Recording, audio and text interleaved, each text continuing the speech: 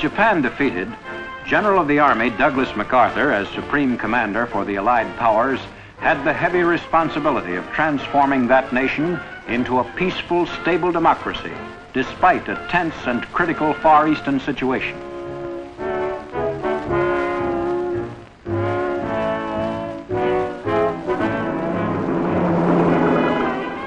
The attempt to establish a wholly new concept of national life in a land which has been bound for centuries by rigid autocratic traditions constitutes an experiment unique in world history.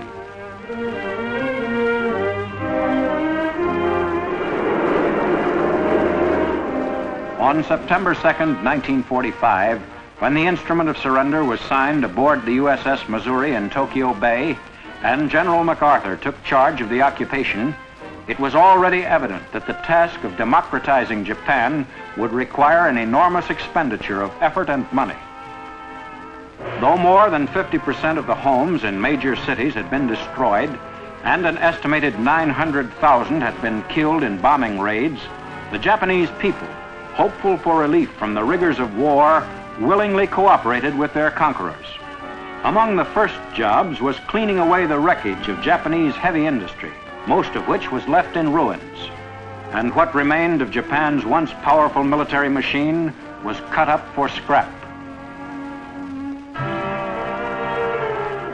As soon as the evidence against them had been compiled, Japan's war criminals were brought to trial. Number one on the list was the notorious wartime premier, General Hideki Tojo, who assumed official responsibility for the conduct of the war and did everything possible to exonerate his emperor. Until the surrender, Emperor Hirohito in the eyes of the Japanese people was a god, the living descendant of the sun goddess, who created heaven and earth. Realizing that emperor worship had been the basis for Japanese unity and discipline, the victors elected to retain Hirohito as a symbol of the state.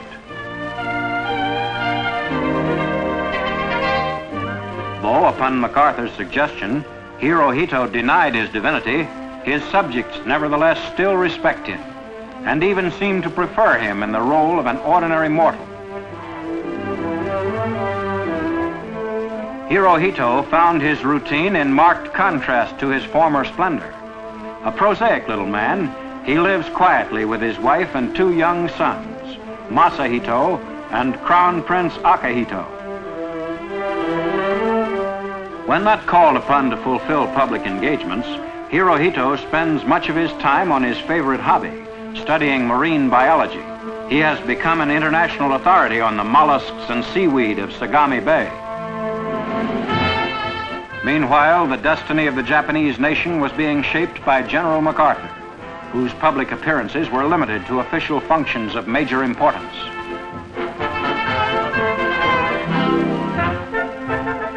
He accepted invitations only on the rarest occasions, usually devoting 7 days a week to his job as Supreme Commander.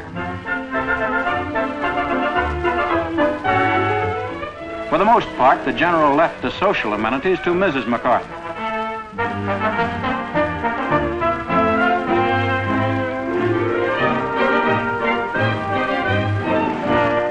The Allied Council for Japan, made up of representatives of the U.S., the British Commonwealth, China, and the Soviet Union, theoretically advised General MacArthur in formulating on-the-spot occupation policy.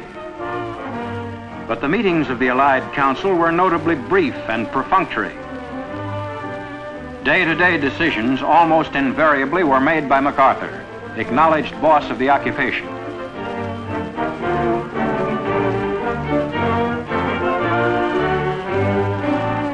Chief of MacArthur's government section, Brigadier General Courtney Whitney, had the job of keeping in close contact with Japanese leaders. The occupation's biggest task has been to encourage the Japanese to govern themselves in accordance with their new constitution. Approved by MacArthur and adopted by the Diet, it became effective in May 1947, defining, among other things, Hirohito's role as a democratic constitutional monarch.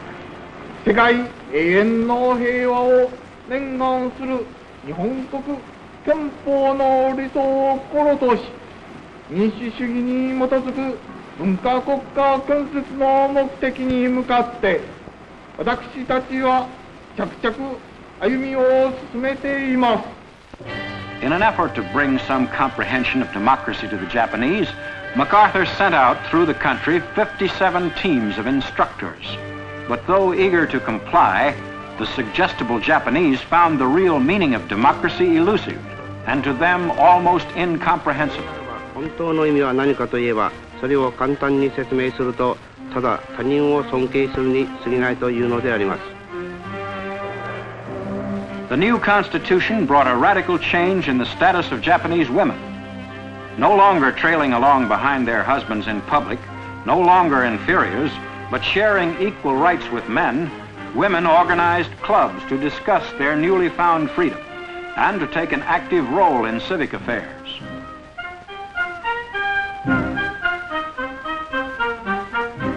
Under the new democracy, there emerged the office seeker, whose only hope of getting elected lay in having an appealing program which could win the support of his constituents. Rubber stamp office holders, answerable only to the throne, were gone. In their places stood new westernized politicians, complete with campaign bands and entertainers.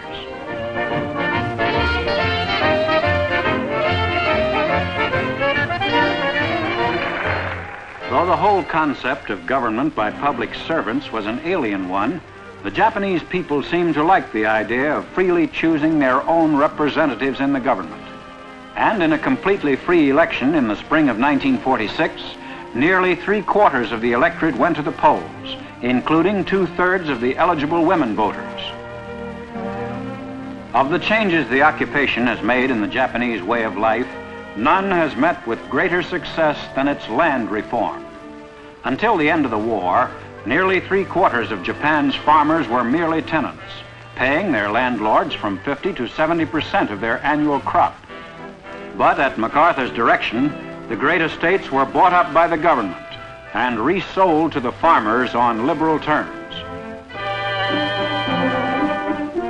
A focal point in the democratization program was the Japanese school system, which was provided with newly revised textbooks, purged of militarism, and staffed with teachers of non-nationalistic backgrounds.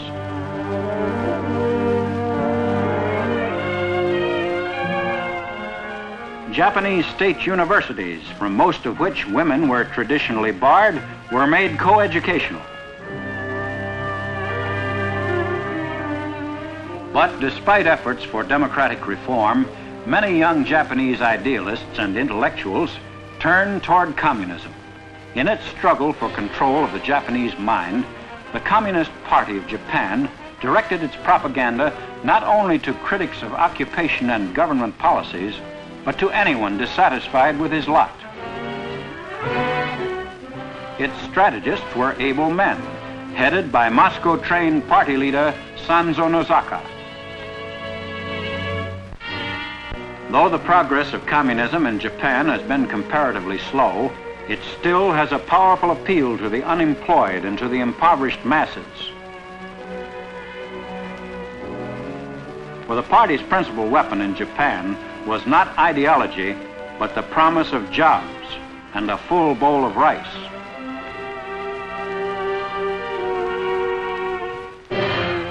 Taking full advantage of the freedom allowed them under the new democracy, the communists at first held huge mass meetings.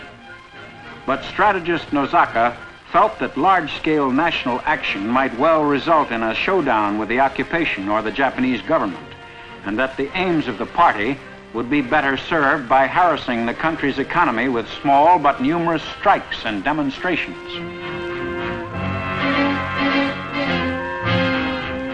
The membership of Japan's Communist Party was enlarged little by little with the arrival of each new shipload of Japanese prisoners of war sent back from the Soviet Union.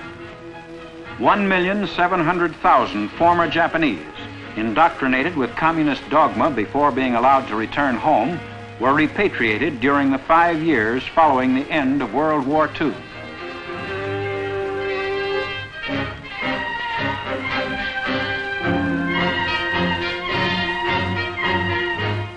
While Japanese leaders hoped that no more than 20% of these would remain communists, even that number was a source of worry to the government, headed by Prime Minister Shigeru Yoshida. The government's real problems in combating communism were economic. Always largely dependent upon other nations for their food, the Japanese, after the war, had to import 1/4 of what they ate from the United States. The Japanese fishing industry, which in pre-war days provided food for the home islands and for export as well, was slowly revived, though fishing areas were limited by Allied agreement to the Northwest Pacific. Japan's 600 shipyards were put back in operation and were permitted unlimited construction for foreign customers, but vessels for domestic use were restricted in size and number.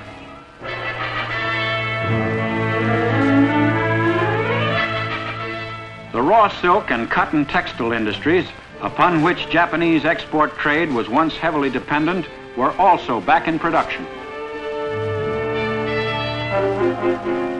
But though the price of raw silk had been drastically reduced, the decided preference of U.S. women for nylon had virtually eliminated Japan's #1 pre-war market for this commodity.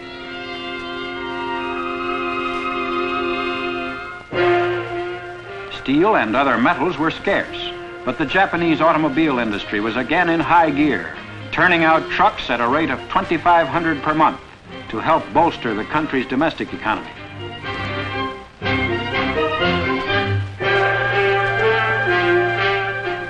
At the Toyota automobile factory, as in other Japanese industrial plants, skilled workers like Takashi Saito considered themselves very well off to be earning as much as $30 a month. In accordance with Japan's new democratic ways, Saito and his fellow employees regularly attended union meetings to discuss their working conditions and to hear reports from their leaders.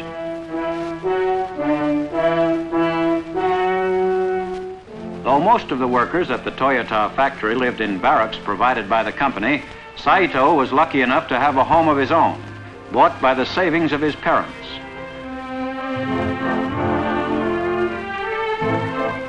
Despite the food shortage, they usually managed to set a better table than most families, with enough rice or noodles and fish, and mealtime for the Saitos became one of the happiest hours of the day. Takashi Saito's family is very small by Japanese standards. There are his wife, Kazue, their daughter, Chieko, and their young son, Yoshinobu.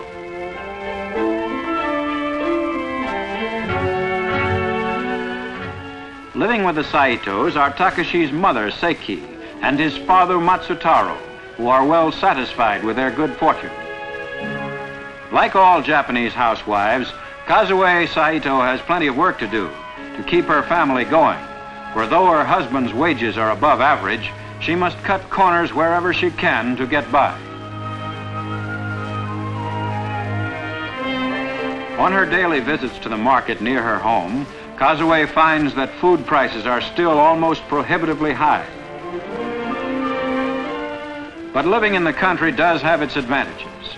At least fruits and vegetables are more plentiful than in the overcrowded cities.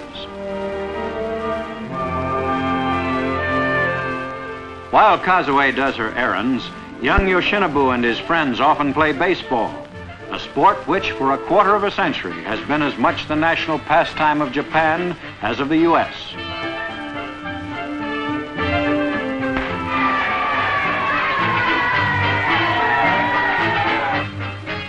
Like other Japanese women, Kazue Saito has become an avid follower of the day-to-day adventures of Blondie, a comic strip which, in its portrayal of the lighter side of American family life, has become a symbol of democracy. 少し使ってもたくさんになりますよ。でも私たくさん青を出したいのだ。ブロンディー。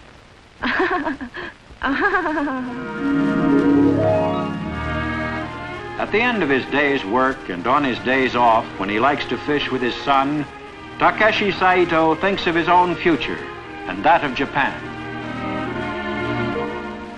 Under the occupation, the Christian religions of the Western world gained a greater freedom and a better opportunity to flourish than ever before in history. Teaching by precept and example the ways of virtue, charity, and peace, they aided in the struggle to bring Western ideas of right and wrong to the Japanese people.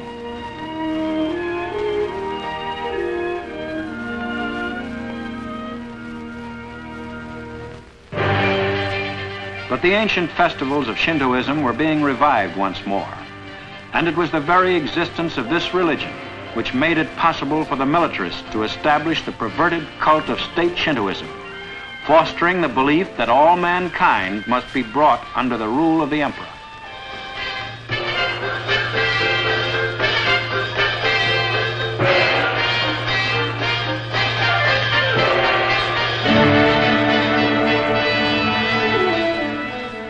And though Hirohito had publicly denied his divinity after years of being worshipped as a god, he still received the adulation of millions of his people.